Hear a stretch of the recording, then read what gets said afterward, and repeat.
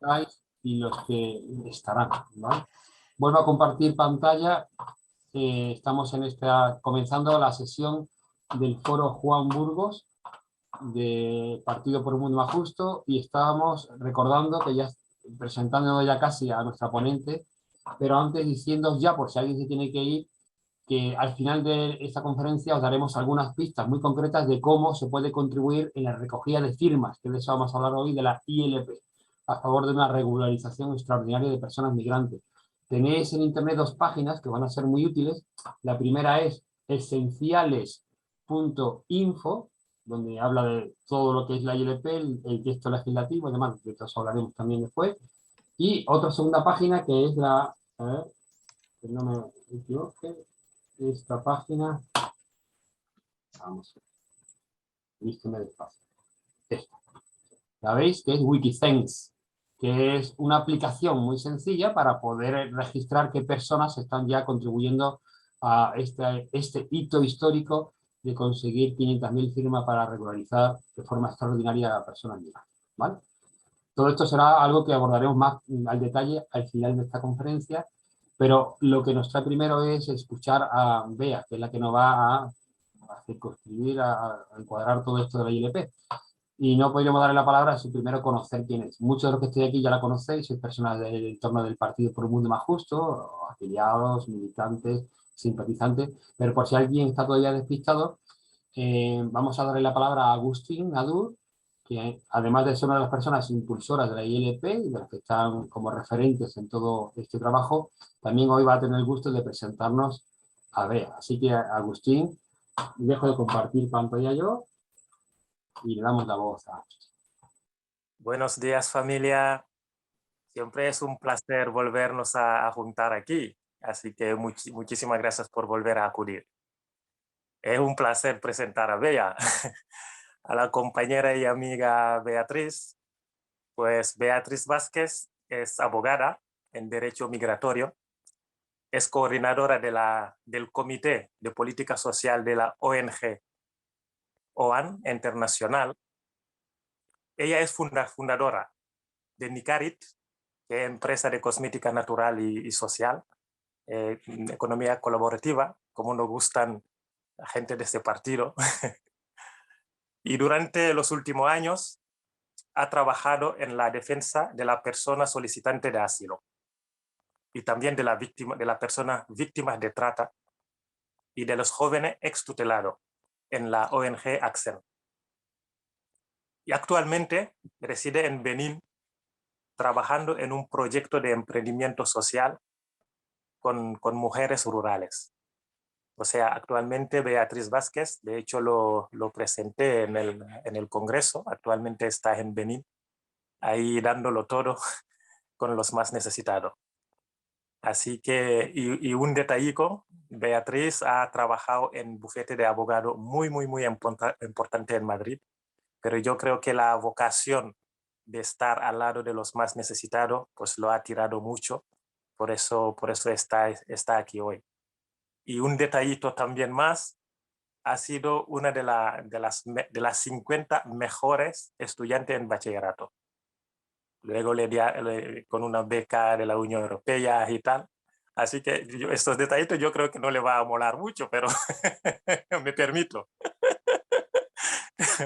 Me permito, con la confianza de amigo que tenemos, me permito compartirlo con vosotros. Así que Beatriz, otra vez, como siempre, muchísimas gracias por todo lo que está haciendo. Muchísimas gracias por estar ahí al lado de los más necesitados.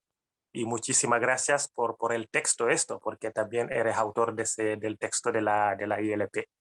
Así que, como tiene muchas cosas que contarnos, no me voy a alargar mucho. Así que todo tuyo.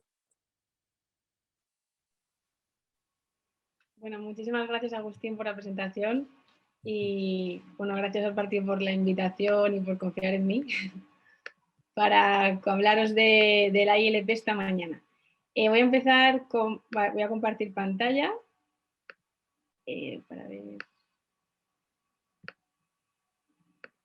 Vale, ya me veis todos y me escucháis bien, ¿verdad? Ok. Bueno, pues antes de hablar de la iniciativa legislativa popular en concreto me gustaría remontarme un poquito para poder encuadrar esta iniciativa y que entendamos todos un poco mejor nuestro modelo migratorio y por qué es importante una iniciativa así. Porque si vamos directamente a hablar de la regularización de personas extranjeras y nos centramos en eso, también cuando hablemos con la gente para coger firmas, cuando nos sentemos a debatir, va a haber cosas que se nos van a escapar. Es importante mirarlo todo con un poquito de perspectiva y entender dentro de qué modelo migratorio estamos y por qué una iniciativa de este tipo tiene sentido. Y por qué hay otras que a lo mejor tendrían más sentido, pero que no podemos hacer. ¿Vale? Entonces, ¿de qué vamos a hablar? Es un poco la estructura que os propongo, ¿vale? Primero, la pregunta de migrar, ¿es un derecho humano? Esto se habla mucho y lo decimos todos y seguro que los que estamos aquí escuchando lo afirmamos en contundencia, migrar es un derecho humano, pero os voy a explicar un poquito más desde el punto de vista jurídico cómo perfilamos esta afirmación, qué fundamento tiene y si se puede decir abiertamente que migrar es un derecho humano, con qué fundamento o cómo nos pueden rebatir que no es un derecho humano, ¿vale? Esto nos va a ayudar a entender cuál es nuestro modelo normativo migratorio, ¿vale? Yo me voy a centrar en la parte, sobre todo en la parte legal. Luego hay otros aspectos que nos pueden hablar más de la parte económica, etcétera. Yo me voy a centrar más en la parte legal, ¿vale? ¿Cuál es nuestro modelo normativo migratorio para que lo entendamos? ¿Dónde estamos? Después, ¿qué problemas estructurales tiene este modelo migratorio? Y a continuación, ¿qué ideas de soluciones podemos aportar ante este modelo? Y dentro de estas ideas hay algunas soluciones que son estructurales, que los políticos podrían aportar, y otras que son coyunturales, que nosotros como ciudadanía podemos aportar, como esta ILP. ¿Vale? Luego os voy a contar un poquito cuál ha sido el proceso de creación de la ILP y después hablaremos de, ¿y ahora qué? Ahora que estamos en marcha y ya preparados, cuáles son los siguientes pasos, que ahí me va a ayudar Alex a contar cómo lo vamos a hacer. ¿Vale?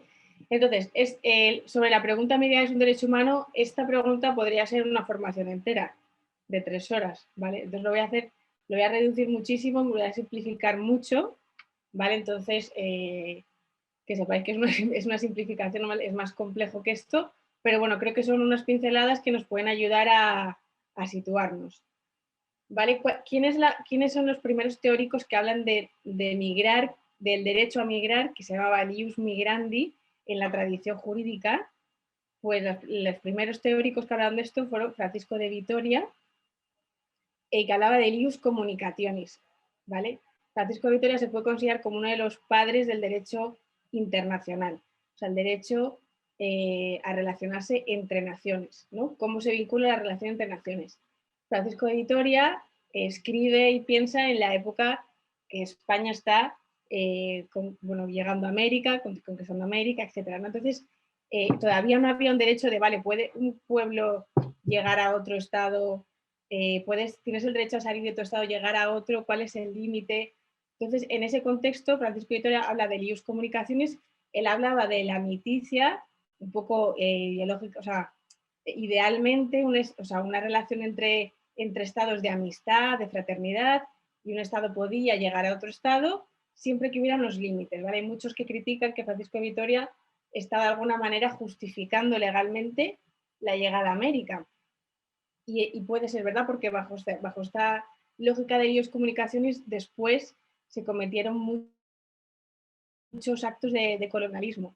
Pero también es verdad que lo que intentaba es que la llegada a América estuviese sujeta a límites, ¿no? Entonces él hablaba que había un derecho a migrar, había un derecho a entrar a tu territorio siempre que respetases al territorio al que llegabas, a su población, y era un derecho sujeto a límites, no universal, ¿vale? No podías llegar y hacer lo que quisieras. Esto de manera muy simplificada, ¿vale?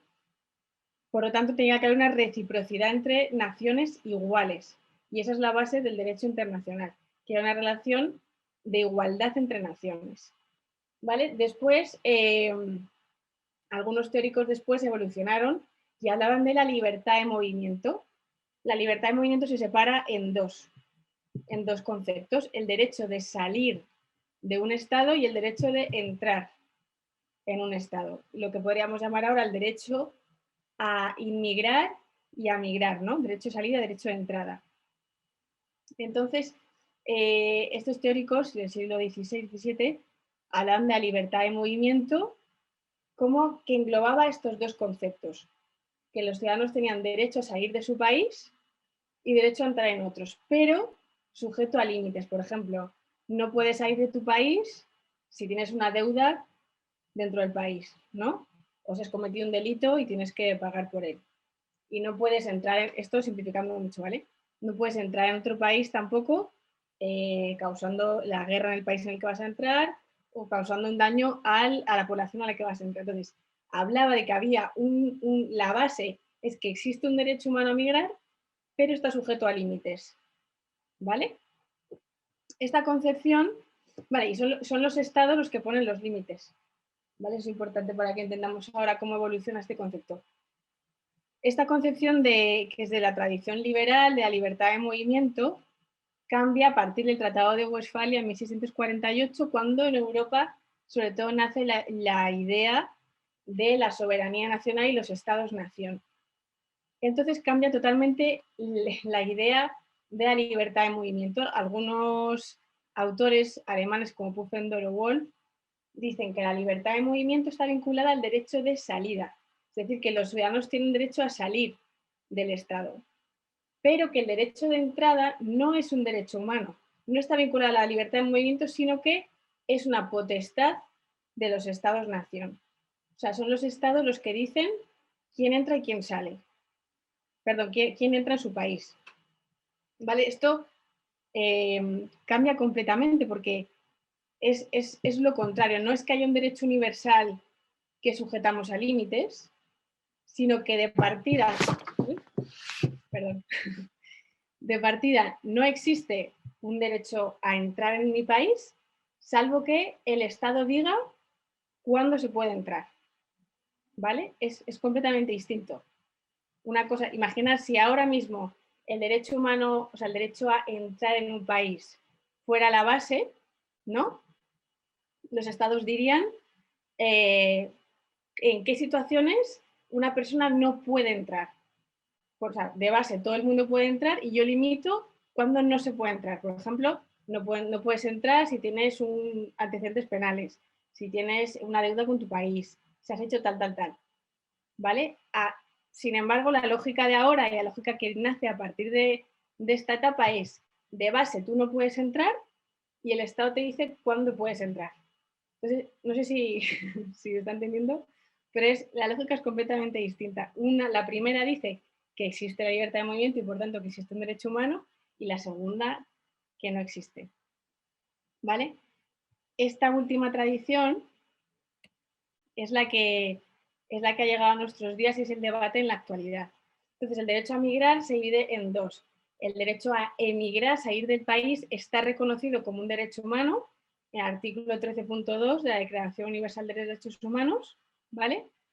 Pero el derecho a inmigrar, a entrar en un país, no está reconocido como un derecho humano, ¿vale? Es decir, que, o sea, al menos jurídicamente, ¿vale? Los estados deciden los requisitos de entrada al territorio y el estado, perdón, en el derecho de emigrar, o sea, entrar en el territorio teníamos dos opciones. Si no lo reconocemos como un derecho humano, entonces el Estado dice cuándo se entra en el territorio. Y si lo reconocemos como un derecho humano, el Estado justifica qué excepciones hay para limitar el derecho, ¿vale? Lo que estábamos diciendo antes. Por tanto, en la actualidad, desgraciadamente nos encontramos en el marco de que no está reconocido como derecho humano, es el Estado el que decide cuáles son los requisitos de entrada, ¿vale? Y por lo tanto, pues el Estado es el que tiene, seguimos en el marco y en la forma del pensamiento que nace del Tratado de Westfalia de la soberanía de los Estados. Pero es importante saber que no siempre ha sido así, para que cuando hablemos de esto digamos, esta manera de pensar de que los Estados son soberanos y dicen cuándo se puede entrar y cuándo no, no ha sido la lógica de siempre. Había una lógica antes, una lógica que también afirmaba muchos teóricos de la tradición liberal, como Locke, como Kant, que se basa y que actualmente hay muchos teóricos que también la defienden, y por tanto, si la ha habido, hay muchos teóricos que siguen diciendo por qué no no vamos otra vez a esta filosofía, ¿no? ¿Por qué no partimos de la base de que el derecho humano a emigrar es un derecho, pero lo sujetamos a límites de una manera distinta? ¿Vale? Entonces, partiendo de este marco conceptual, que la primera parte que os quería comentar, espero que la haya explicado bien porque es un poquito complejo, sobre el derecho humano a migrar, ahora os quiero hablar de cuál es nuestro modelo normativo migratorio, en qué marco nos movemos. Podemos hablar de 3 niveles y 2 tipos de migraciones, ¿vale? 2 tipos de migraciones. La protección internacional, que son los casos en los que las personas tienen que emigrar de manera forzada y pedir protección en otro país, pues por los casos más típicos, casos de guerra, casos de persecución. Este marco de la protección internacional está muy desarrollado desde toda la historia del derecho y está reconocido que una persona, en caso de que su vida corra peligro o en caso de retornar a su país pueda sufrir torturas, tratos inhumanos y degradantes, puede pedir protección a otro país y ese Estado tiene que darle protección, ¿vale? Ese es el marco de las migraciones forzadas, de la protección internacional, del asilo, de la protección subsidiaria, y en ese marco, a nivel de Naciones Unidas, tenemos el Pacto Mundial sobre los Refugiados, ¿vale? Que es un pacto que no es vinculante, pero que marca un poco las pautas de todos los países. En la Unión Europea está el Sistema Común de Asilo, o sea, que en toda la Unión Europea tenemos las mismas normas sobre este tema, ¿vale? Adaptadas a cada país, pero hay una normativa de la Unión Europea que dice cómo trabajamos en asilo, y después en España tenemos la ley de asilo, ¿vale? Que todavía no está desarrollada en un reglamento, cosa que nadie entiende, pero es lo que tenemos. Y luego está el marco de otras migraciones, ¿vale? Digo otras migraciones porque hay otras migraciones que no son protección internacional, pero que pueden ser migraciones forzadas también. Por eso no digo solamente migraciones económicas. O sea, aquí puede haber muchos tipos de migraciones. Por ejemplo, si tengo que irme a mi país por el cambio climático, o si me quiero ir porque me quiero ir de vacaciones, o porque quiero vivir una experiencia, o porque quiero tener una vida mejor. En fin, todo el amplísimo marco que pueden ser otros tipos de migraciones. ¿Vale? A nivel de Naciones Unidas, esto está regulado en el Pacto Mundial para una Migración Segura, Ordenada y Regular, que no es vinculante, ¿vale? Como decíamos, pero que marca las pautas. Y esto es súper importante. A nivel de la Unión Europea hay 2 tipos de regulación.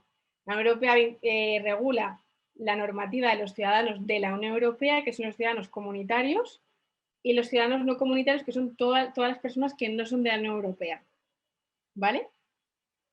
Y la ley de extranjería en España desarrolla la normativa sobre los ciudadanos que no son de la Unión Europea. Entonces, esto es súper importante, ¿por qué? Porque a veces entramos en confusión y decimos la Unión Europea es malísima, es problema de la Unión Europea, por ejemplo, que existan muertes en el Mediterráneo, cómo no hace nada la Unión Europea. Bueno, es que la Unión Europea hace lo que los Estados miembros le dejan que haga. Entonces, la competencia de la Unión Europea en materia migratoria legal, o sea, lo que no es protección internacional, todo lo demás es súper limitada. O sea, digamos que no tiene casi ningún poder en este ámbito, porque los estados tienen la soberanía para decidir sobre cómo regulan este otro tipo de migraciones, por la lógica que os he explicado antes, de la soberanía de los estados. Los estados ahora todavía beben de esa idea de la soberanía nacional, del control de las fronteras y de que no dejo a nadie más que regule sobre quién entra en mi territorio. Por eso, por ejemplo, en migración laboral, la Unión Europea lo único que tiene es una serie de pautas de cómo son los visados, de cómo es o sea, el procedimiento, la estructura, pero no entra en el contenido. O sea, es cada país miembro quien puede decir, por ejemplo, voy a hacer unos visados de búsqueda de empleo, o voy a hacer un permiso de residencia con este país, para que, o sea, todo ese tipo de normativa no nos hemos puesto de acuerdo en la Unión Europea para regularla. O sea, que depende de cada país, ¿vale? Esto es importante también que lo tengamos en cuenta. Por eso también cuando el Estado de España dice no nos podemos meter en eso porque es de la Unión Europea. Decimos, no, a ver, sí, esto es competencia de los estados, no de la Unión Europea, ¿vale? Pues por esto es importante. Entonces, ¿qué problemas estructurales tiene todo este sistema que hemos visto? Para empezar, el primero es que las vías de migración legal son muy limitadas y complejas, ¿vale? O sea, todo lo que no es lo que hemos visto en el ámbito de otras migraciones, que se concreta en la Ley de Extranjería de España, es muy, muy limitado. O sea, a grandes rasgos y simplificándolo un poco, los motivos por los que una persona puede venir a España que no sea de la Unión Europea, ¿vale? Pueden ser, primero, por trabajo, que una persona venga por motivos de trabajo. Para venir por motivos de trabajo, para que tenga un visado por motivos de trabajo, necesitas que una empresa española te haga un contrato antes de venir. Pero no solamente eso, sino que la empresa española, antes de hacerte el contrato, tiene que publicar la oferta para que nadie en España la tenga, o sea, la admita, y si nadie en España coge la oferta o nadie en España cumple los requisitos de tu oferta, entonces te pueden contratar a ti y entonces puedes venir. Con lo cual, imaginaos, es muy difícil primero tener contactos antes de venir para que te hagan la oferta y luego que no haya nadie en España que lo pueda hacer, ¿no? Ese es el visado por búsqueda de empleo. Hay otros visados por búsqueda de empleo que son altamente cualificados, solamente para personas que tienen una cualificación muy alta, pero no hablamos, por ejemplo, de juristas o médicos, tiene que ser médico super top, un jurista, un doctorado con reconocido prestigio, o sea, son perfiles súper complicados, ¿no? Que no responden a lo mejor a la mayoría de población que necesita migrar. Y luego el otro tipo de visados que hay son visados, los que se llama la Golden Visa.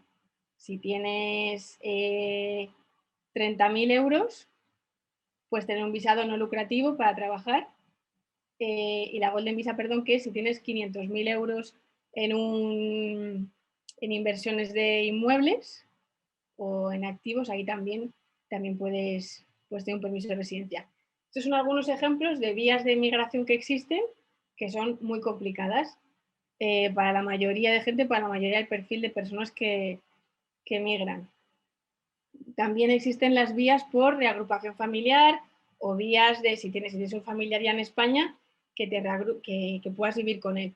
Este tipo de vías, por ejemplo, yo recuerdo, yo trabajaba en un despacho de extranjería con mucha población venezolana, entonces, salvo que fueras pareja de la persona que está viviendo en España o hijo, si por ejemplo tú querías traer a tu madre que estaba en Venezuela y que estaba en una situación súper complicada y tú en España tenías medios suficientes para garantizar su vida, no podías traerla si no demostrabas que estabas a cargo de tu madre. O sea, había que demostrar por qué estás a cargo, o sea, miles de requisitos que complican mucho. ¿Vale? Sin enrollarme más en este punto, solamente era para daros algunos ejemplos de que llegar por una vía legal es muy limitado. Existen muy pocas vías para migrar legalmente. Y ese es uno de los problemas estructurales del sistema. El segundo es que los Estados miembros de la Unión Europea son muy reacios a ceder competencias en migración legal. Entonces, ¿qué pasa? Que, por ejemplo, España no dice voy a abrir las vías de migración legal, porque entonces se le echa a Francia encima. Bueno, si entran por España van a entrar en Francia. Francia tampoco lo hace porque entonces le echan otros encima. La única manera de que hubiese una migración legal para todos sería que todos los Estados de la Unión Europea se pusieran de acuerdo. Es decir, vamos a hacer entre todos, vamos a hacer estas vías todos iguales para poder hacer un reparto de las personas y que tuviese más coherencia todo el sistema. Pero no nos ponemos de acuerdo en este punto y eso hace que sea más complicado. Tercer punto es que el sistema de asilo, el que hablábamos que era el otro bloque, bueno, yo he puesto aquí que se basa en una hipótesis de hipocresía, porque para pedir asilo tienes que llegar al territorio, o sea, no puedes pedir asilo desde tu país, tienes que llegar a la Unión Europea, poner un pie en el territorio para pedir asilo. Entonces, si no puedes venir por vías legales, porque hemos visto que es muy difícil, y tu vida corre peligro, o sea, hay una guerra en tu país, te persiguen por ser homosexual, no sé, miles de tipos de problemas que pueda haber, tienes que jugarte la vida. Por ejemplo, mucha gente tiene que venir en patera para pedir asilo. O sea, el Estado reconoce que te da protección, pero te obliga a jugarte la vida para pedir esa protección. Con lo cual, es totalmente, desde mi punto de vista, una hipocresía del sistema de asilo. No, realmente este sistema no busca la protección de las personas, porque si la buscase, haría otro tipo de vías. Por ejemplo, que tú pudieses pedir asilo en la embajada de España en Mali, por ejemplo, o en Sudán. Si tú puedes pedir asilo en la embajada, entonces no te tienes que jugar la vida para proteger tu vida, ¿vale? Eso es una de las pruebas estructurales. Hay muchos más, ¿vale? Estos son los que yo he identificado como más flagrantes, hay muchos más.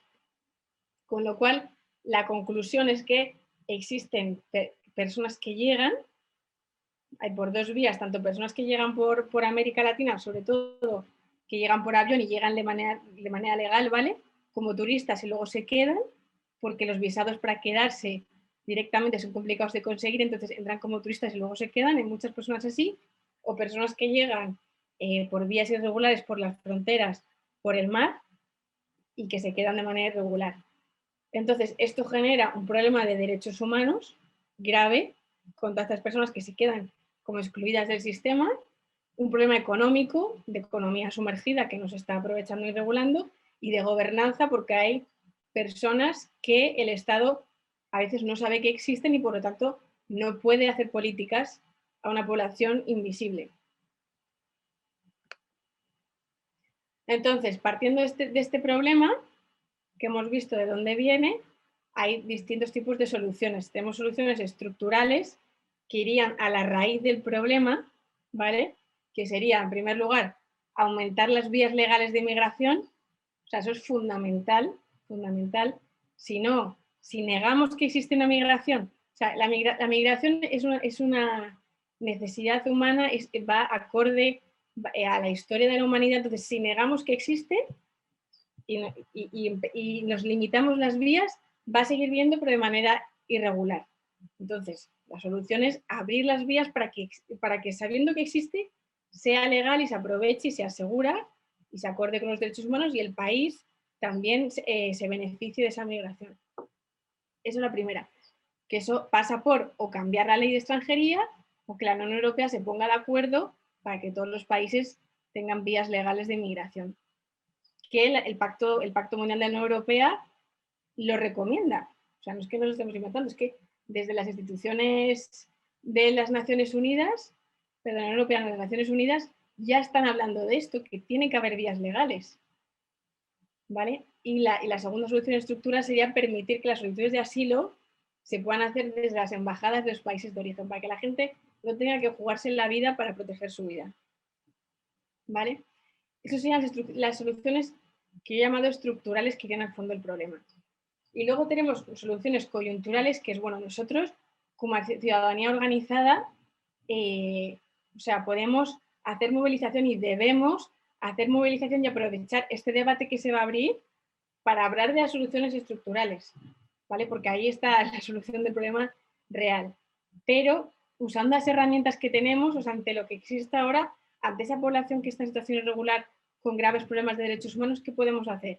Pues proponer una solución coyuntural, que es ahora hagamos una regularización extraordinaria de personas extranjeras para que las personas que están ya aquí puedan vivir como ciudadanas. No vivan en la clandestinidad, en la oscuridad. Vivan como ciudadanas y puedan aportar al país, que el país se beneficie también de su estancia y de su actividad y que ellas también puedan vivir dignamente, ¿no? Entonces, quería un poco enmarcar la regularización extraordinaria dentro de todas estas ideas, porque es importante que estamos ante una solución coyuntural, ¿vale? Porque seguramente cuando en el debate con personas hablando de ese tema van a decir, bueno, pero eso es un parche, luego qué va a pasar después. Bueno, entonces hay que entender que, vale, es verdad que es un parche, lo ideal sería que se cambiase la ley de extranjería, que hubiese más vías para migrar, pero es lo que tenemos ahora y vamos a aprovechar que se va a hablar de migración también para hablar de las soluciones estructurales, ¿vale? Entonces, bueno, os quería enmarcar un poquito la ILP en todo este contexto. Espero que se haya entendido bien. Si luego tenéis alguna pregunta o reflexión o lo que sea, retomo las ideas anteriores porque creo que es mucha información y lo vemos más en detalle, ¿vale? Entonces, ya aterrizando a la iniciativa legislativa popular. Y aquí voy a repetir un poquito lo que se habló ya en la asamblea. Creo que había gente que ya estuvo en la asamblea, pero bueno, es importante. Entonces, ¿por qué estamos usando un mecanismo como la iniciativa legislativa popular? Bueno, la iniciativa legislativa popular es un mecanismo constitucional que prevé la Constitución que permite la democracia directa. Es una de las pocas vías de democracia directa que tenemos en nuestro sistema normativo que permite que la ciudadanía se organice, se junte y le diga al Poder Legislativo qué quiere que haga, ¿no? Entonces es un mecanismo muy potente que tenemos de decirle al Parlamento queremos que regule sobre esta materia y de esta manera. Lo que pasa que la iniciativa legislativa popular está limitada, o sea, la ciudadanía organizada no puede proponerle cualquier cosa. La Constitución prevé que las materias que sean de ley orgánica, es decir, las materias que regulen derechos fundamentales, por ejemplo, no pueden ser objeto de una iniciativa legislativa popular. ¿Vale? Porque podríamos decir entonces, bueno, si tenemos este mecanismo, ¿por qué no le decimos al Parlamento que cambie la ley de extranjería directamente? ¿Qué era el problema? Bueno, porque no se puede, porque la ley de extranjería es una ley orgánica que regula derechos fundamentales y entonces no nos deja el sistema cambiarla por esta vía, ¿vale? Y con ese tema hemos tenido, ahora lo contaré, hemos tenido que hacer hasta 3 versiones hasta que nos la han aprobado para poder hacerlo, ¿vale? Con este tema de la ley orgánica. ¿Y cuál es el procedimiento que tenemos para hacer esta iniciativa? Que, como os he dicho, es una solución coyuntural. O sea, se trata de las personas que estén ahora en España en situación irregular, desde que se presentó, o sea, desde noviembre de este año, desde noviembre para adelante, no, desde noviembre para atrás, que hayan llegado antes de noviembre de este año en España, tengan un permiso de residencia, obtengan una regularización que les permita estar de manera regular en España. ¿Vale? Ese es el objetivo de la iniciativa legislativa popular, dar un permiso de residencia a las personas que llegaron a España antes de noviembre de este año y que están en situación irregular. Entonces, el procedimiento es el siguiente. Hemos presentado el texto en la mesa del Congreso, la mesa del Congreso tiene que admitir a trámite, pasarse al Senado y si se admite a trámite, se abre un plazo de 9 meses para recoger 500.000 firmas. Y después, si conseguimos las 500.000 firmas, el Parlamento está obligado a debatir sobre este tema en el pleno del Parlamento y decidir si se aprueba finalmente o no. La comisión promotora que hemos impulsado esta iniciativa legislativa popular son estas entidades, ¿vale? Regularización Ya, que como sabéis, ellos ya impulsaron el año pasado, a raíz del COVID, un movimiento para hacer una proposición no de ley en el Parlamento sobre la regularización y hicieron muchísima movilización y un trabajo enorme por este tema, pero que finalmente no se pudo concretar porque no se aprobó la iniciativa no de ley. Y entonces están con nosotros en esta iniciativa legislativa popular. Luego tenemos a la Fundación Por Causa, en la cual hace unos informes fabulosos que os pasaré algunos links y algunos estudios porque la fundamentación que hace Por Causa de los motivos económicos, sociales, para fundamentar cuál es la situación de las personas en situación irregular y cómo podemos argumentar la necesidad de la regularización son súper potentes. Entonces, nos tenemos que, yo recomiendo leer los informes de Por Causa porque nos pueden dar un montón de datos. Después está el Partido por un Mundo Más Justo, Alianza por la Solidaridad, Fundación para la Ciudadanía Global y redes. ¿Vale? Estas son las entidades que forman la comisión promotora y que hemos trabajado en la iniciativa legislativa popular. Entonces, en el texto de la iniciativa legislativa vais a ver que hay una exposición de motivos que empieza por ahí y explica por qué es necesaria la iniciativa legislativa, que aquí también lo conté en la asamblea. Esto, si luego tenéis preguntas, lo podemos desarrollar. Si hay inquietudes de si nos dicen este argumento, cómo lo podemos rebatir, eso lo podemos hablar luego en la parte del debate si queréis. Lo voy a pasar un poco por encima, pero es importante. Después de todo el debate que hemos hecho, hemos sintetizado las razones que justifican una regularización en 3 grandes motivos. En primer lugar, el respeto a los derechos humanos.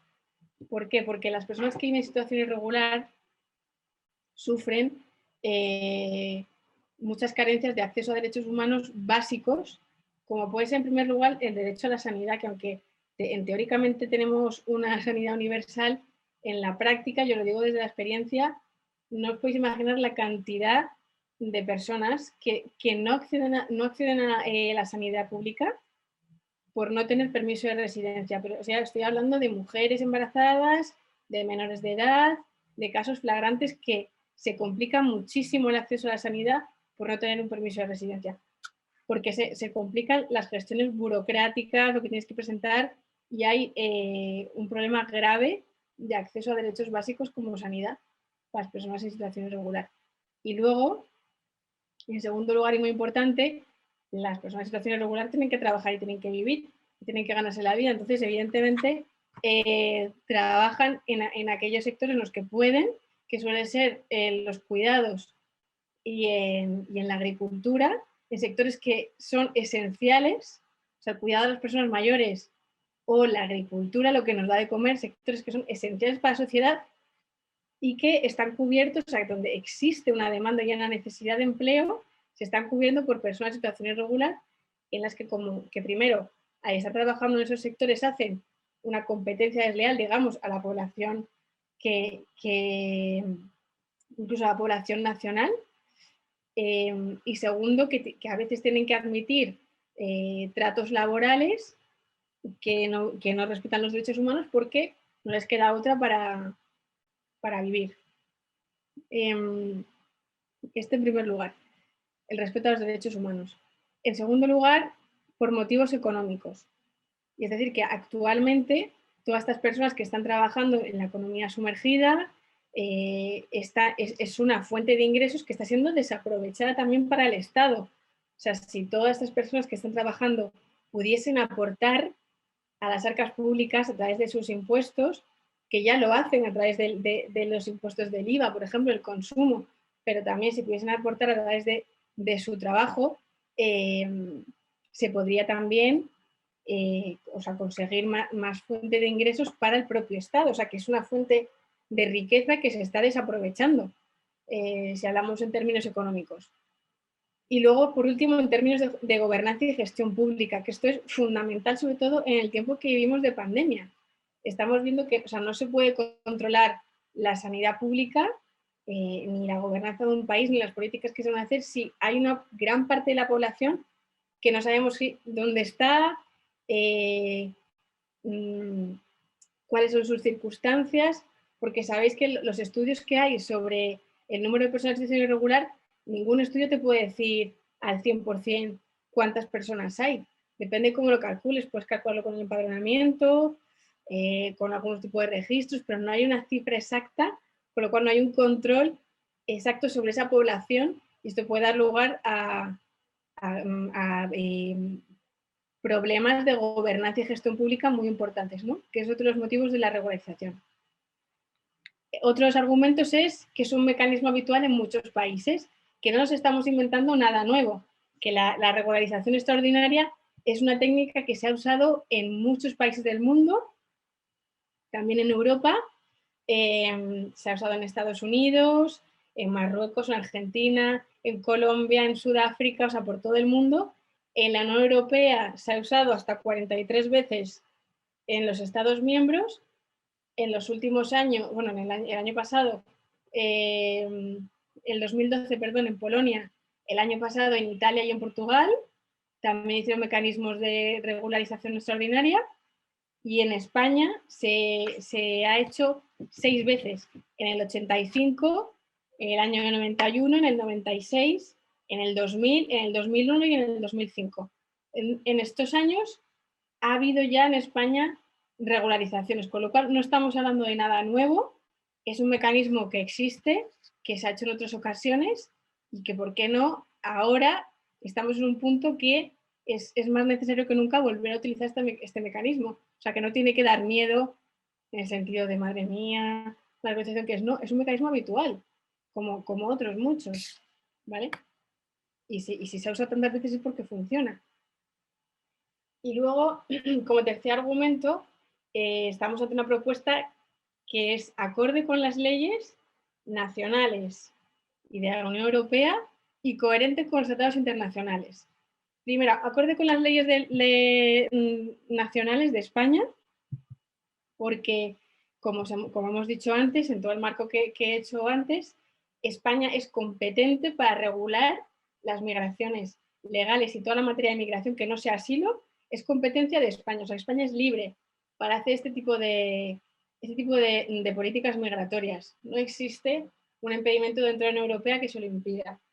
Porque ha habido mucho debate con este tema y el ministro Escrivá decía que no puede hacer esto porque va en contra de la Unión Europea, porque en el último pacto de asilo, en el último pacto europeo de asilo de 2008, se puso este tema sobre la mesa porque había habido muchas regularizaciones antes de 2008 y lo que se habló, lo que se acordó en la Comisión Europea es que las regularizaciones se podían hacer siempre que no fueran generalizadas, es decir, a todo el mundo, regularizar a todo el mundo sin ningún tipo de requisito. Eso no se puede hacer. Pero si está sujeta a requisitos, por ejemplo, tienes que llevar tanto tiempo en el país o antes de esta fecha o no tener antecedentes, si tienes una serie de requisitos, los estados sí pueden hacer regularizaciones.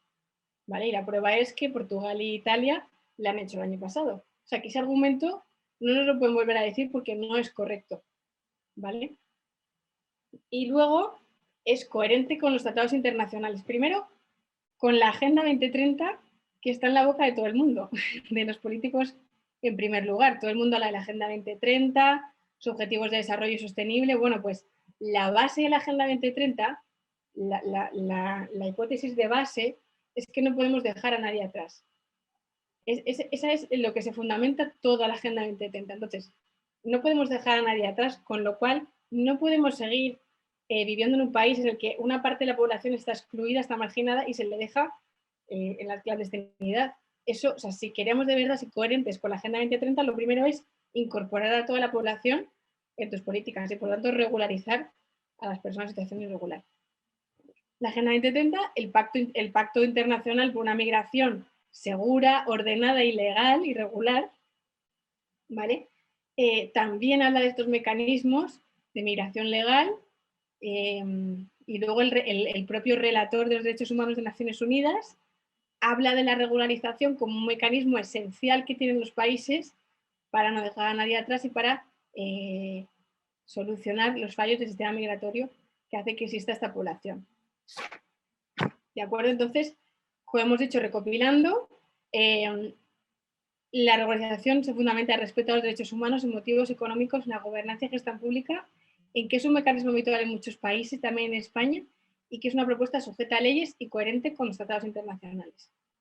Esto de manera desarrollada lo vamos a colgar también en la página web, donde veréis también esto de manera desarrollada y con fuentes de estudios, ¿vale? Por ejemplo, motivos económicos, nos basamos en estudios que hay que explican, por ejemplo, cuál fue el impacto económico de la última regularización, que explica que hubo un aumento de los ingresos del Estado gracias a la regularización, o, por ejemplo, que no se puede hablar que hubo un efecto llamada. También hay estudios que lo explican. Entonces, todo eso vamos a intentar colgarlo en la web con los links a los estudios para que veáis que no es, o sea, no es solamente sentido común, es que hay estudios que demuestran cada una de las afirmaciones que hemos hecho y lo hemos hecho llevamos desde mayo trabajando en este tema la exposición de motivos creo que fue lo que más tiempo nos llevó la ILP para acordarlo entre todos y está todo súper fundamentado. Entonces, eso también lo colgaremos para que lo tengáis a mano, lo podáis revisar y podáis profundizar en cada uno de los motivos.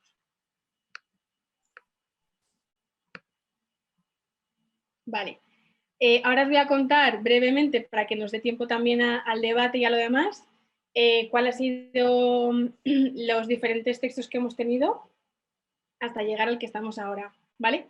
La primera versión de la iniciativa legislativa popular que acordamos entre toda la comisión era hacer 5 vías de acceso, es decir, las personas que cumplieran, que estuvieran en situación irregular y que cumplieran alguno de los requisitos que se enumeran aquí, eran las personas que podían obtener un permiso de residencia, ¿vale?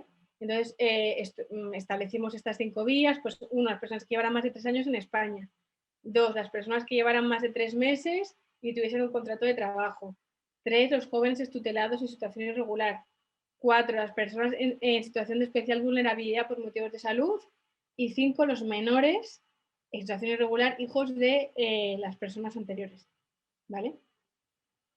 Este era el punto en el que estábamos todos de acuerdo, esta era nuestra propuesta, pero desde la mesa del Congreso nos lo echaron para atrás porque nos decían que estábamos entrando en materia propia de ley orgánica, ¿vale? En una argumentación bastante discutible, que no estábamos de acuerdo y que hay expertos de derecho que no están de acuerdo, pero no pudimos seguir adelante con esta versión. Entonces hicimos una segunda versión en la que dijimos que se hacía una iniciativa legislativa popular que se desarrollaría por vía reglamentaria. O sea, que el gobierno diría cuáles son las vías de acceso. Esta segunda versión tampoco nos la admitieron a trámite porque nos decían también que no se podía hacer de esta manera, que estamos metiendo en materia de ley orgánica. Y entonces finalmente dimos con la clave en esa tercera versión, que lo que hacemos es coger un artículo que hay en la Ley Orgánica de Extranjería, que fue el artículo que sirvió para hacer la regularización de 2001. Entonces, este artículo lo que le hemos hecho es cambiar las fechas y modificarlo. En lugar de la fecha de 2001 hemos puesto la fecha de 2021. Entonces, lo que dice este artículo es que el gobierno, mediante un real decreto, establecerá en el plazo de 6 meses un procedimiento para la regularización de los extranjeros que se encuentren en territorio español antes del día 1 de noviembre de 2021. Esto es importante que lo entendamos porque también nos puede dar motivo a jugar o argumentar cuando tengamos que pedir a la gente que firme, porque si os fijáis es súper amplio. O sea, lo que estamos pidiendo es que haya una regularización extraordinaria, pero no estamos diciendo a quién exactamente. Entonces, a nosotros nos gustaría, que fueran estas personas que hemos dicho en la primera versión. Pero a lo mejor en el debate parlamentario no se puede llegar a todas esas personas o hay otro tipo de personas. Entonces, a lo mejor en el debate, en la conversación que tengamos con personas que no piensan igual, se puede decir, bueno, es que lo que estamos proponiendo es que se regularice a personas extranjeras y se tiene que debatir a quién, en qué condiciones. Todo eso va a ser una conversación ciudadana que ojalá incluya al mayor espectro político posible, para que haya un consenso de verdad y estemos de acuerdo en que no puede haber personas en situación irregular y estemos de acuerdo en a quién o de qué manera vamos a concretarlo. Entonces, es muy amplio. En teoría, podría haber cabida para personas de cualquier espectro político y es trabajo posterior del Parlamento, bueno, y a la vez desde la sociedad civil, organización y ciencia política, que nos pongamos de acuerdo en qué personas van a ser regularizadas, pero por ahora nuestra propuesta es súper amplia. Entonces, también la podemos ver así, es una propuesta muy amplia que tiene que concretarse. Ojalá se concrete para nosotros en el mayor número de personas, pero eso va a ser un trabajo de diálogo y conversación posterior. ¿Vale? Entonces, bueno, ya os he contado un poquito de dónde viene todo esto, el marco normativo, la ILP, dentro de qué tipo de soluciones se encardina, cómo ha sido el proceso de la ILP, qué tenemos ahora en qué se fundamenta y llegados a este punto, creo que la siguiente pregunta es ¿y ahora qué? Ahora que ya el Parlamento y el Senado nos han dado la aprobación informal, nos tienen que dar la formal, pero en teoría ya en breve podemos empezar a recoger firmas, pues doy la palabra a mi compañero Alex para que pueda explicar un poquito cómo vamos a proceder a partir de ahora con la ILP. Muy bien. Pues nada, yo no voy a usar presentación, lo que sí que voy a hacer es luego más adelante compartir pantalla. Entonces, si podéis finalizar la presentación de Beatriz, pues mejor. Nada, deciros que hemos peleado muchísimo, que como ha dicho Beatriz,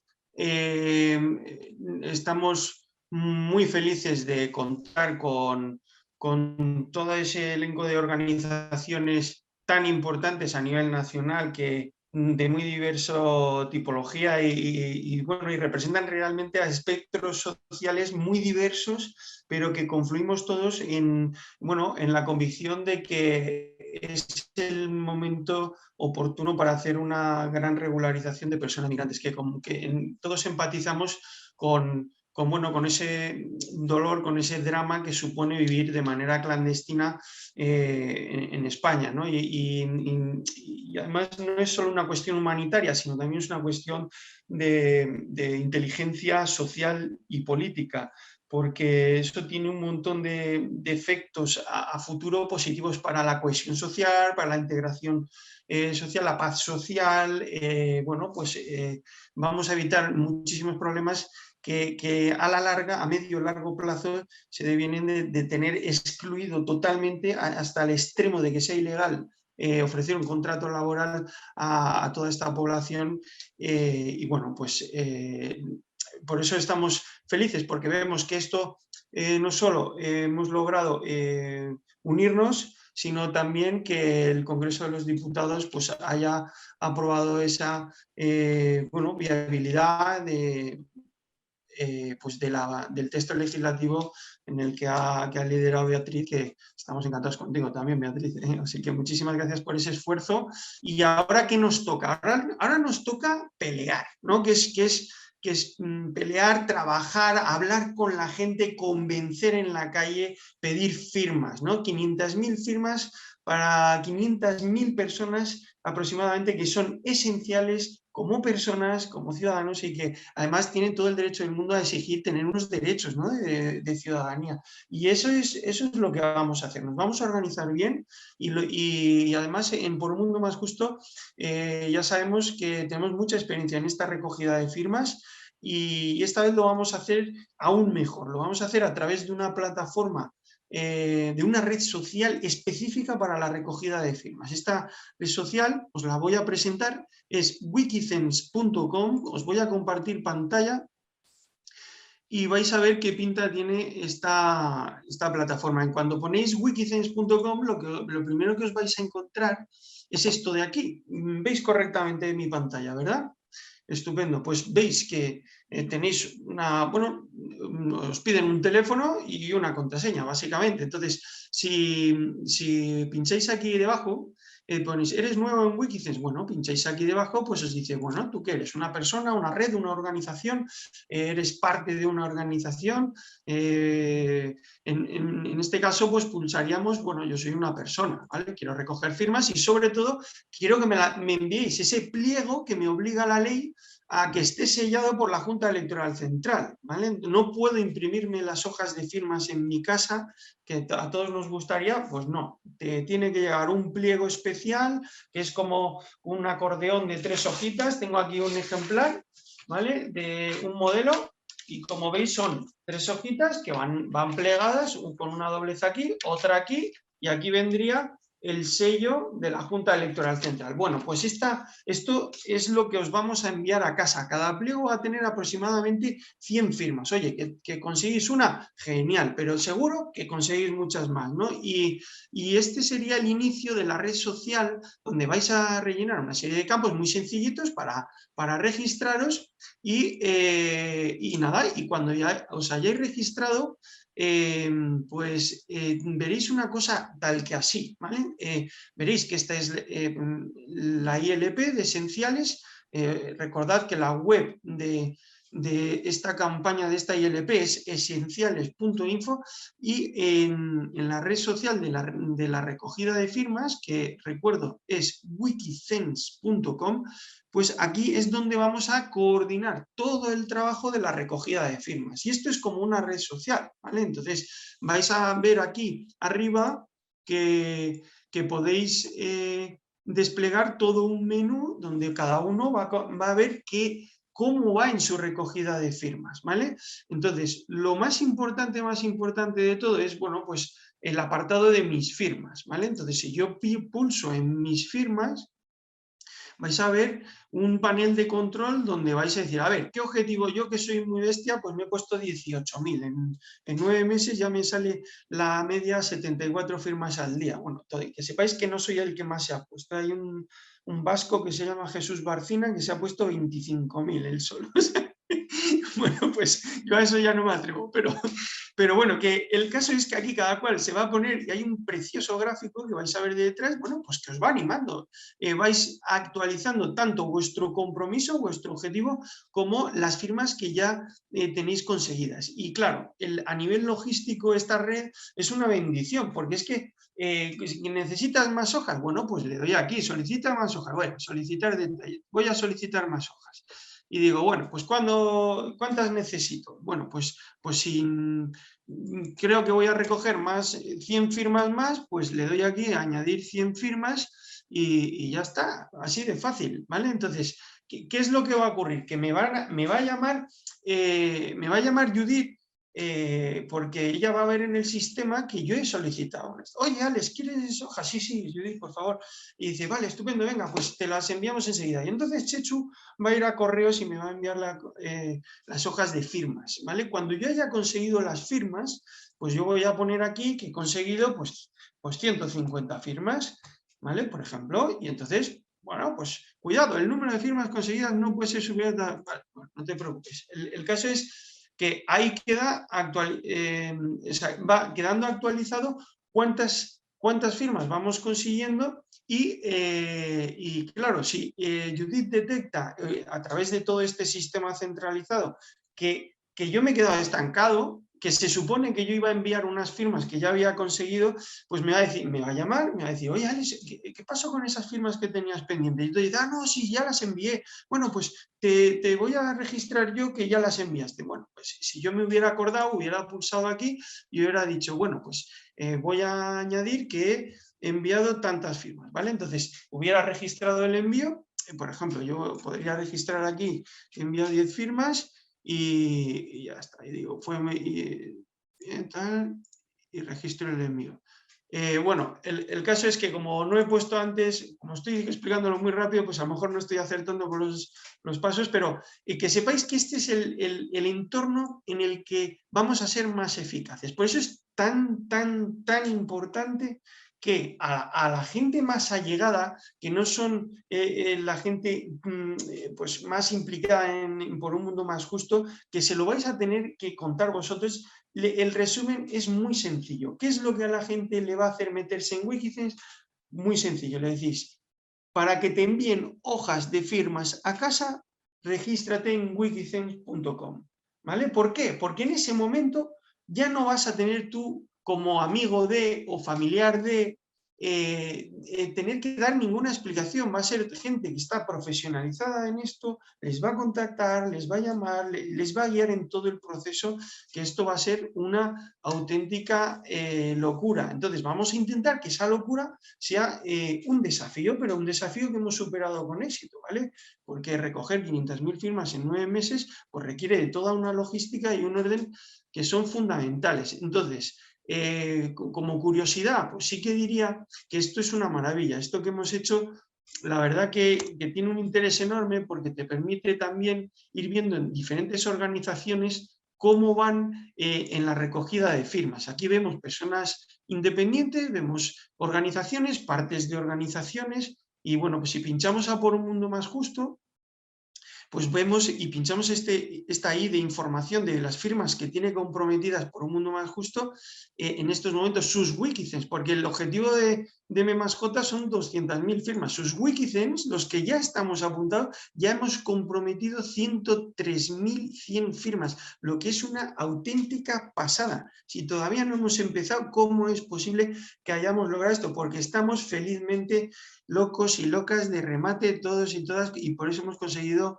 otras veces 40.000 avales en 2 semanas, y por eso nos presentamos a todas las circunscripciones. Bueno, pues aquí está la lista de locos y locas de este precioso partido político, y fijaros, haces el total y 103.100 firmas. Aquí estamos todos y todas, ¿vale? Y más que tenemos que ser, y es por eso que os voy a dejar de compartir pantalla para daros otra noticia importante. Este miércoles 22 a las 21:30 por la noche, cuando ya estén cenados los niños y podamos al menos uno de los dos conectarnos, o si están los niños ya cenados, pues fantástico, pero nos conectamos todos. ¿Por qué? Pues precisamente para hablar en detalle de esto que os he dado simplemente una pincelada de wikicens.com. Vamos a hablar de cómo organizarnos mucho más en detalle toda esa gestión de mesas de recogidas de firmas, y vamos a contagiarnos todos de una ilusión enorme para que el día 23, que es cuando por fin tenemos las primeras hojitas selladas del Congreso, no perdamos ni un minuto de estos 9 meses de plazo para que tengamos Wikicens, todo MMasJ registrado ahí, y vamos a dar la sorpresa. Seguro, yo tengo una fe tremenda en que vamos a tener comprometidas más de 200.000 firmas, que era el objetivo inicial a lo que nos íbamos a comprometer como partido, pero es que además vamos a hablar de inquietudes, de dudas, de cómo nos gustaría plantear la recogida de firmas, cómo vamos a lograr que cuando uno sale a recoger firmas pueda informar de ello y que se le sume más gente, cómo vamos a lograr tener todos esos materiales. Vamos a poder contaros el enorme equipo que gracias a la Fundación Por Causa hemos logrado aunar para gestionar la comunicación de toda esta iniciativa de recogida de firmas. Y bueno, pues os hemos pasado por el chat el link a esa reunión de Zoom, esa videoconferencia, el miércoles 22 a las 21:30, y para organizaciones sociales, personas independientes, vamos a organizar una enorme videoconferencia de cientos de asistentes cuando la comisión promotora lo estime oportuno. Este lunes próximo tenemos una reunión, la comisión promotora, decidiremos convocar con suficiente antelación, y eso sí que va a ser sonado. Vamos a hacer ya oficialmente y público una gran convocatoria para que seamos cientos de organizaciones y cientos de personas independientes las que nos reunamos en esa gran videoconferencia que caerá en enero, para que ya nos pongamos a recoger firmas. Pero a los de MMasJ vamos a hacer a nivel interno, como decía, este miércoles 22 a las 21:30, para que nosotros, desde luego, no vamos a esperar a enero a estar ya, pero como bestias todas, a recoger firmas en la calle. Pues eso es todo. Muchas gracias, Alex, por esta última fase explicativa de qué podemos hacer, por animarnos también con ese lenguaje también tan visceral. Estamos entusiasmados con esto. Gracias, Bea, como no, a toda esta aplicación. Se ha puesto muy en valor también en el chat, con alguna intervención que hayas incluso comenzado con una explicación, ¿no?, de dónde viene todo esto, el derecho a mirar y demás, porque nos ilumina, nos hace pensar, nos hace ver también la incongruencia de nuestro sistema. Gracias, Agustín, también, como no, por ser uno de los impulsores de esto. Te voy a trasladar, Bea, algunas preguntas que han salido en el chat. Yo creo que algunas han ido contestando, incluso Alex ha tomado también la molestia de ir contestando particularmente, pero te las refiero todas, por si quieres que alguna conviene ahondar. Yo antes, solo por una reflexión muy tontita que he hecho yo personalmente, pero por si nos sirve también para animarnos más todavía, ¿no?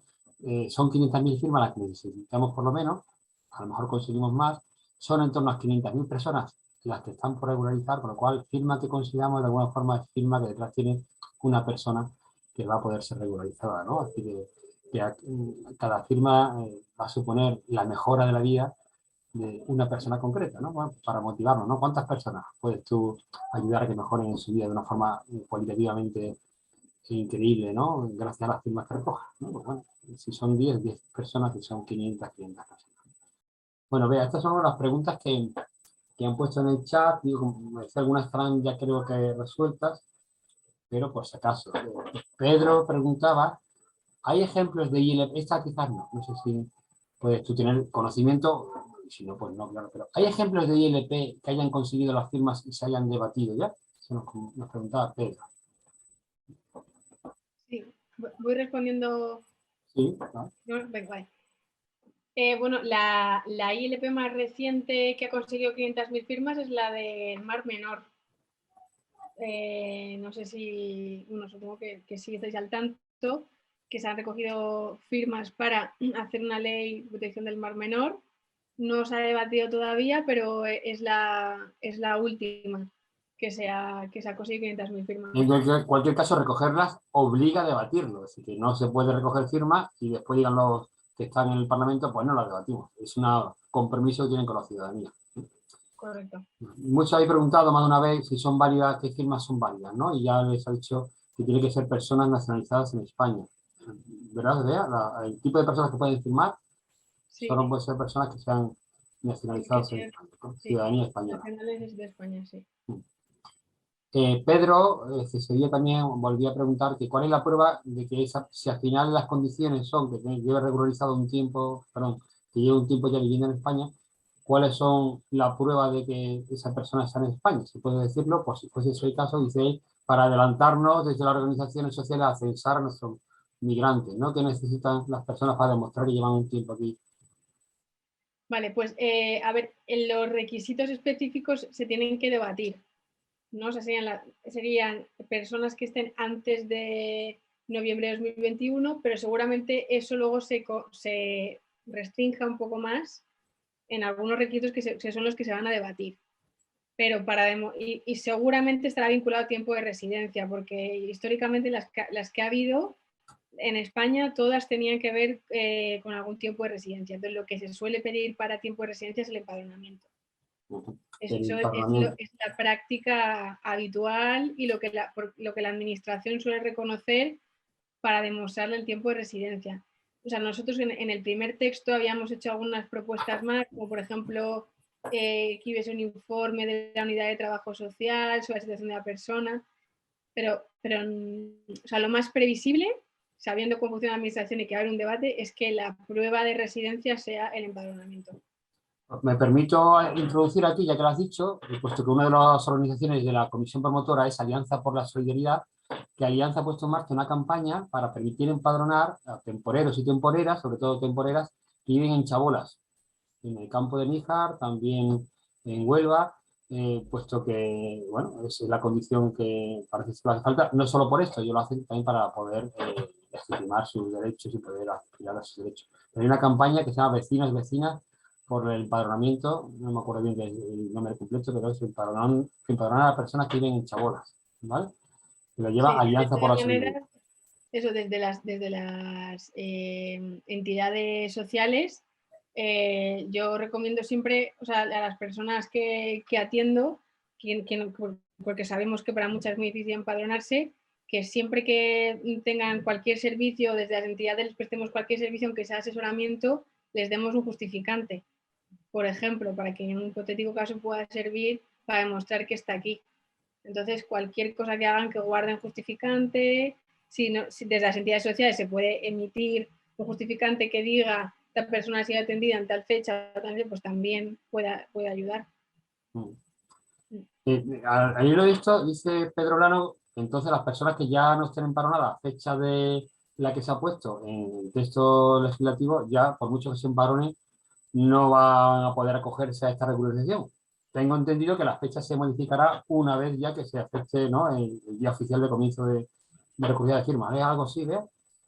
Sí, claro, porque primero que todavía no está cerrado los requisitos. Nosotros hemos puesto, esto es importante, esta pregunta es importante porque me permite explicar esto mejor.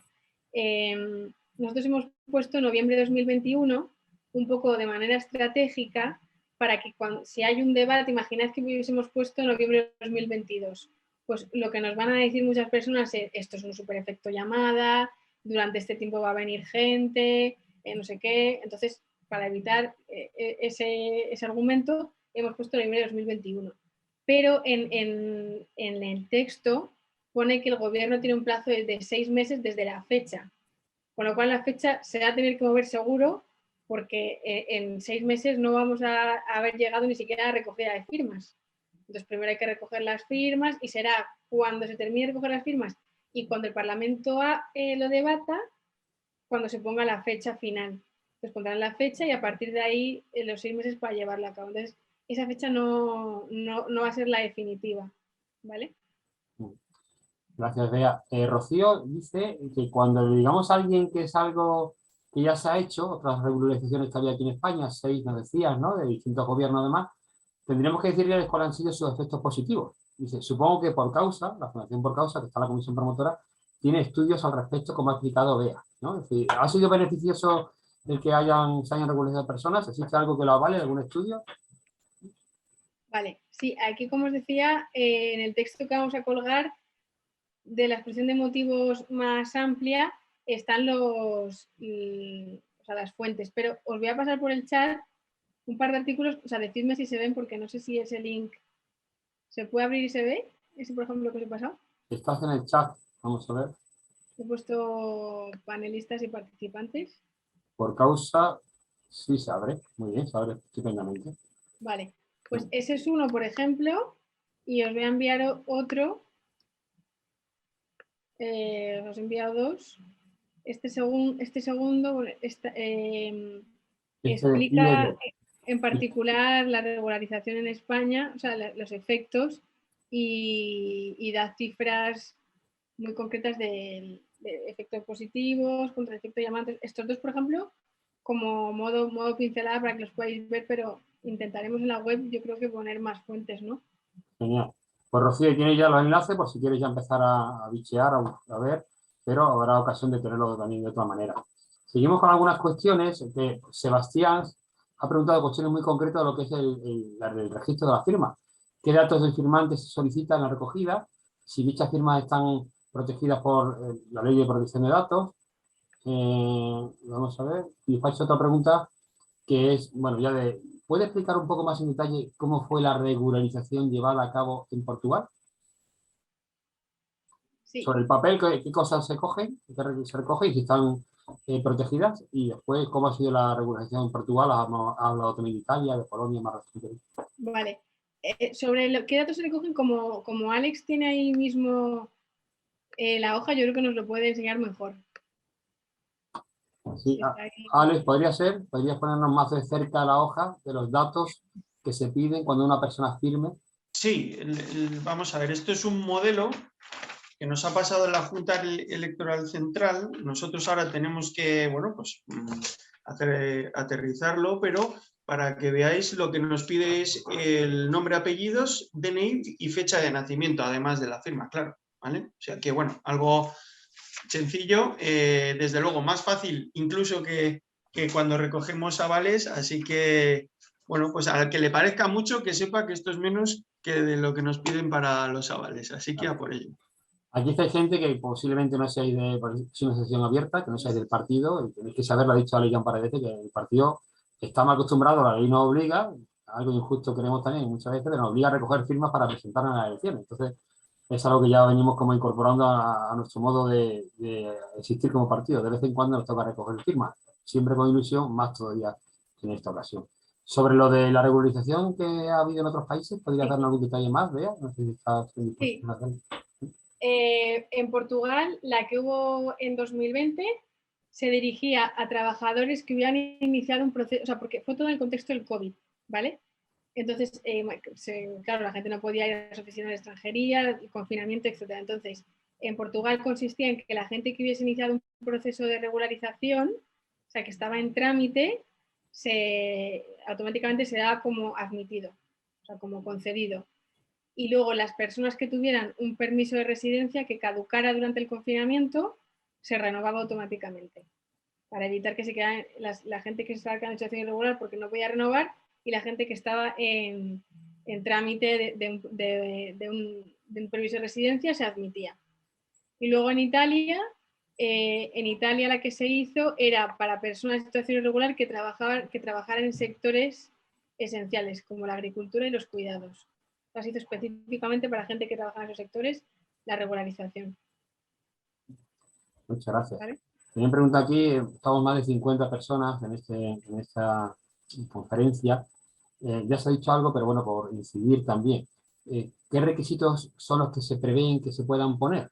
Si al final se debate y se aprueba, ¿y cuáles son los requisitos que sospechamos, que intuimos? No, ya había hecho alguna alusión alguna vez, pero bueno, ya que lo preguntan, por volver a consignarlo. Todo esto es hablar de futurismo, ¿no? Pero... Claro, esto pues, depende mucho del trabajo que hagamos previo con los partidos políticos para el debate que vaya a haber. Entonces, pues eso puede ser vinculados, por ejemplo, al tiempo de estancia o vinculados a tener un contrato de trabajo. O sea, no podemos prever cuáles van a ser. Os puedo decir que también me parece que había otra pregunta, ¿cómo fue la última regularización, la de 2005?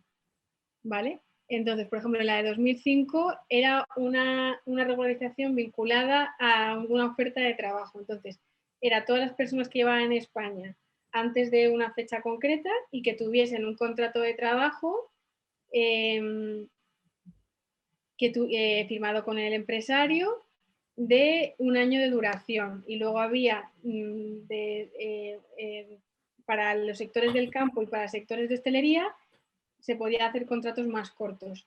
Me parece que eran 3 meses para contratos del campo y 6 meses de hostelería. O sea, había como requisitos más específicos para sectores concretos, pero era la última de 2005, fue vinculada a contrato de trabajo, por ejemplo. Ese es como el antecedente más cercano que tenemos.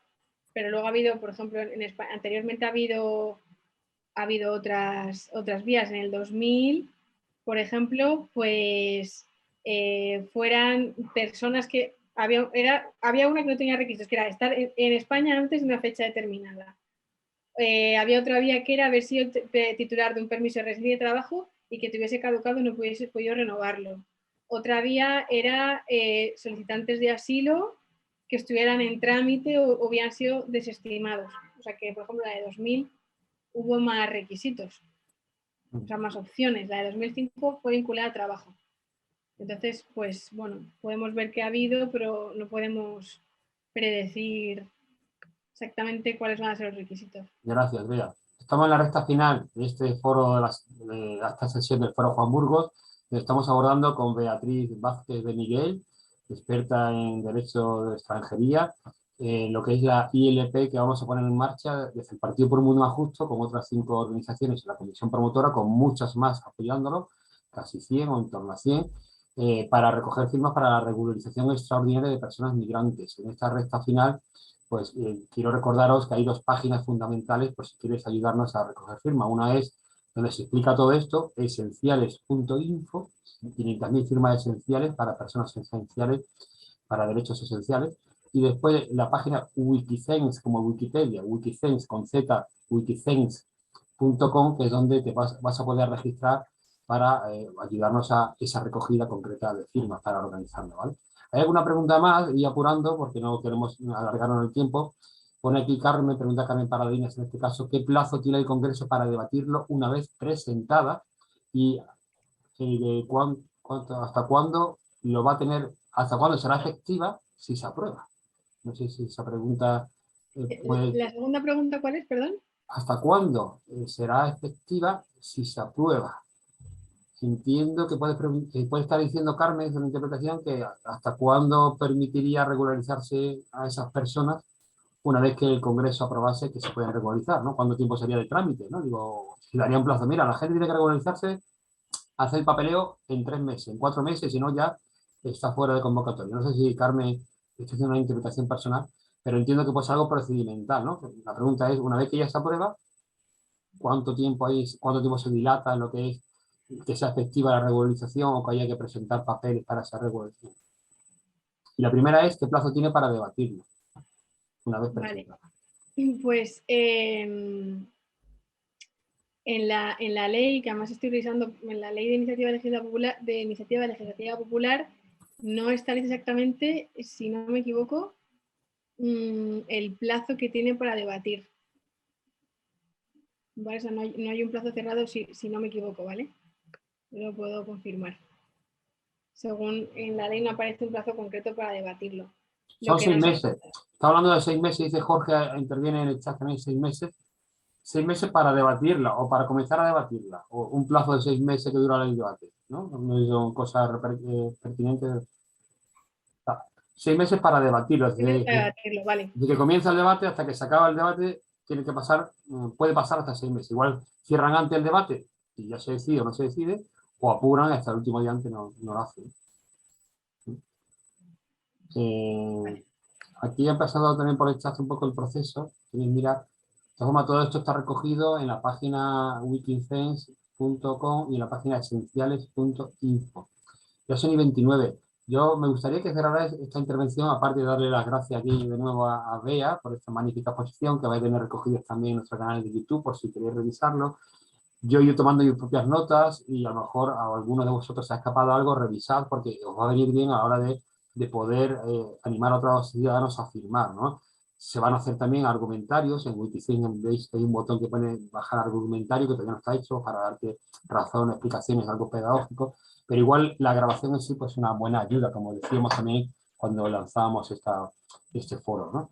Lo último que os quiero recordar, lo habéis preguntado, es que cuántas personas estamos hablando, son difíciles de saber el número exacto, porque son personas en situación irregular, pero se calcula, según las organizaciones, que entre 500.000 y 700.000 personas. Pues no sé si Agustín, que de alguna forma ha vivido también todo este proceso, sobre todo en personas muy cercanas, quiere decir algo antes de cerrar este congreso, este foro. No, nada, agradecer, para ser puntuales, agradecer toda la participación y las preguntas, porque realmente nos va a venir muy bien. Sí, yo en mi caso me regularicé con la ley del 2000 y no podéis imaginar lo bien que uno se siente sintiéndose uno más, solamente sintiéndose uno más con sus derechos. Así que de antemano agradecer todo el trabajazo que vamos a hacer, porque ya es ponernos la piel. Y como bien lo había dicho Luis, pensar que cada firma es un inmigrante que estamos echando una mano. Así que muchísimas gracias. Derecho a ser uno más, fijaros que estamos pidiendo. Derecho a ser uno más. Ojalá lo digamos todo con pasión, con emoción, con convicción, porque es cuestión de derecho, cuestión de humanidad, de solidaridad. Nos vemos los que estéis muy interesados y podáis el miércoles día 22, en la semana que entra, a las 9:30, para darle otra vuelta de tuerca a la organización, ¿vale? Nos vamos a dejar tranquilos a las personas que habéis estado aquí, a tantas otras que no han podido, que nos verán, porque necesitamos muchas manos porque son muchas firmas y no queremos que ninguna se pierda, porque detrás de cada firma, como lo recordaba Agustín, hay una persona que simplemente quiere ser uno más. Pues un placer llegar hasta aquí con todos vosotros. Os citaremos para siguientes foros y también para todo este proceso hermoso, ambicioso, bonito, atractivo, necesario que estamos haciendo. Vale. Y pedid vuestras hojas en wikicense.com. Vamos, que lo vamos a conseguir. Sí, señor. Gracias. ¿Alguna cosa más, Bea, Agustín, Alex, alguna cosa más? Cerramos aquí. Pues gracias. Un placer compartir sueños que se hacen realidad cuando nos ponemos a ello. Claro que sí. Gracias, mucho ánimo. Mucho ánimo. Adiós.